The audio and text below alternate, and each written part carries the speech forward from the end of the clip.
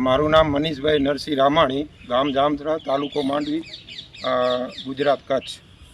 તો અત્યારે સાહેબે મને પ્રશ્ન કર્યો કે પ્રાકૃતિક ખેતી, થોડોક હું ખેતીથી પ્રાકૃતિક ખેતીથી જોડાયેલો છું, મારા પ્રયાસો કરું છું.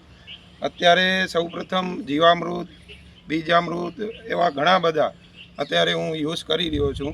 અને આંબામાં પણ આજે 3 થી 4 વર્ષ મારા આંબા થયા છે.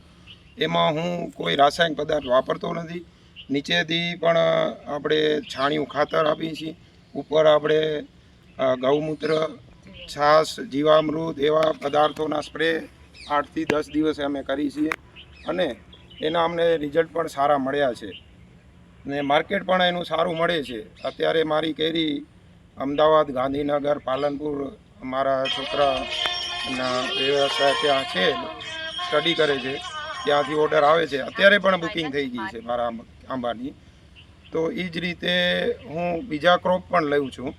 અત્યારે અહીંયા ડુંગળી છે, એ ગૌમૂત્ર, યુરિયાના બદલે ગૌમૂત્રનો યુઝ કરું છું.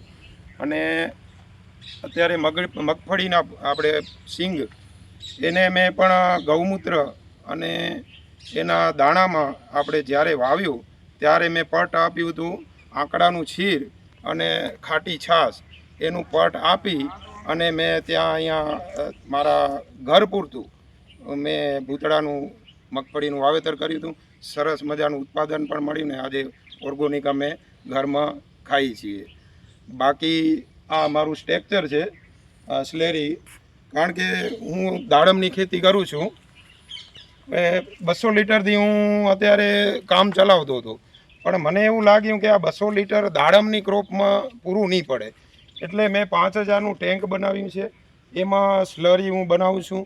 આપણે જે પદ્ધતિથી ને ક્વોન્ટિટી જોઈએ છે એ રીતે મેં 5000 લીટરનું અત્યારે મેં ટેન્ક બનાવ્યું છે ને એ રીતે આપણે દાડમ અને શાક બકાલાનું અત્યારે હું ક્રોપ કરી રહ્યો છું, એમાં હું યુઝ કરું છું.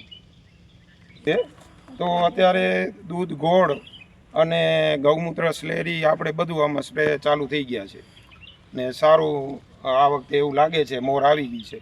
નિમાસ્ત્રનો પ્રયોગ કરો છો સાહેબ? હા, કરીએ છીએ એ પણ.